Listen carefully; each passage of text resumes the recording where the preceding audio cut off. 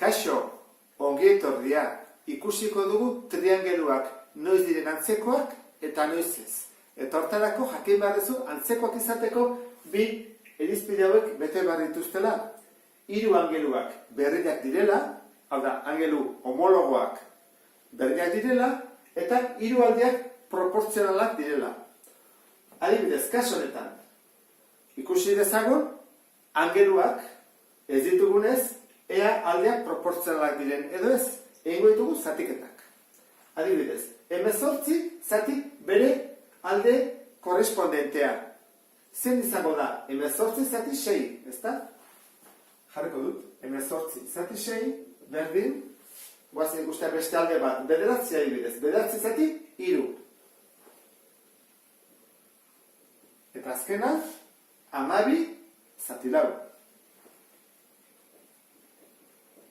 Arrazoi bera atatzen da beti, emaitza bera, 18 zati 6, 3. Bederatzi zati 3, 3.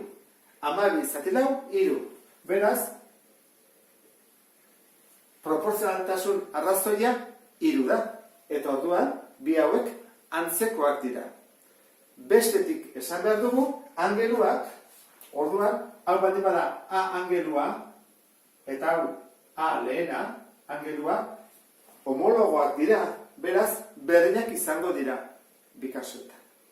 Gero bestetik ditugu gutxieneko baldintzak. Zergatik, zenbaitetan, problema batzutan, ez ditugu hiru angeluak ezagutzen, ez ditugu hiru aldeak ezagutzen, bakarrik bi. Orduan, noiz dira proportzionalak, noiz dira antzekoak.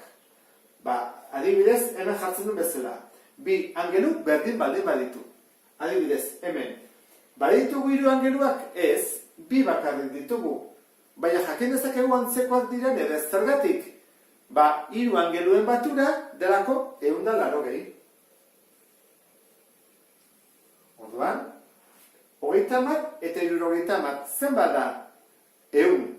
Eta 180 da zenbat da? 180 ken 180, horren hau da 80koa. Justu, hau, 80. Eta honek, faltazaion angeluak zenbat neurtzen du? Bain bat dugu, 80 gehiago 30, 110. 180 ken 110, atatzen dira 70. Ikusten duzun bezala, bi angelu ezagutzen ditu, bai hirugarrena jakinda badakigu antzekoak direla. Eta beste batzutan dakigu angelu bat bakarra eta angelu hori osatzen duten bi aldeak. Adibidez, horrela.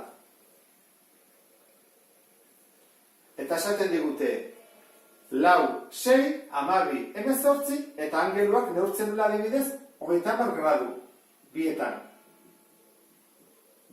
Kasu honetan, esango genuke biek antzekoak direla. Angelu bat baldin bakigu eta bere bi aldeak antzekoak dira. Goazen kasu praktiko bat ikustera. Pentsa ezagun nahi dugula eraikin honen altura ezagutu. Eta aprobetxatuko dugu itzala. Nola? Jartzen dugu makil bat. Eta pentsa ezagun makilaren altura bat eta erdikoa dela. Gutxi gora bada horrelakoa. 1,5 metro. Eta arratsaldea da, arratsalde iluna albarra, eta ja 2 metroko itzala egiten digula. Eta ordu berdinean, eraikin honek 30 metroko itzala egiten duela.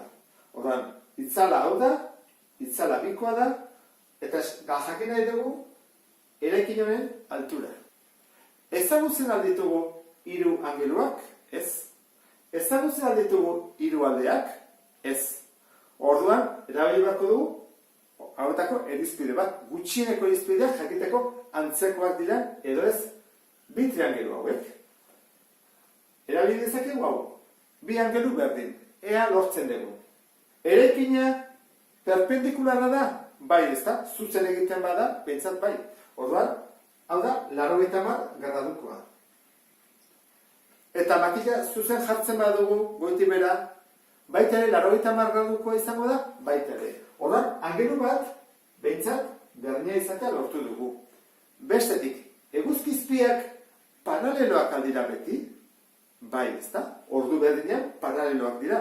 Horrek esan nahi du, angelu hau eta hau berdinak direla. Beraz, bi angeluak berdinak baldin badira, hirugarren angelua ere berdina izango da. Eta aldeak proportzionalak. Horrek esan nahi du, guk egin dezakegula proportzio bat. Erantara. Adibidez. Ixa, zati 1,5. Altura, zati altura. Berdin. Oinarria, zati oinarria. Zenbat gelditzen da? Bi bider ixa, berdin, 30 bider 1,5. Ixa berdin, zenbat da 30 bider 1,5? 45 ez da? Horda, 45, zati bi. Zenbat da 45 zati bi? Erdia da 22,5. Horrek esan nahi du, eraikin honek neurtzen duela 22,5 metro. Itzalak erabiliz bakarrik. 22,5 metro dira gutxi gora bera portala gehi 6 pisu gehiago. Ikusten dezun bezala, triangeluak noiz diren antzekoak eta noiz ez diren importantea da. Adibidez, olako kasutarako, gu jakin dezakegu itzala neurtuz, eraikin batek altuera. Nola? Proportzio bat jarriaz. Beste bat arte, agur.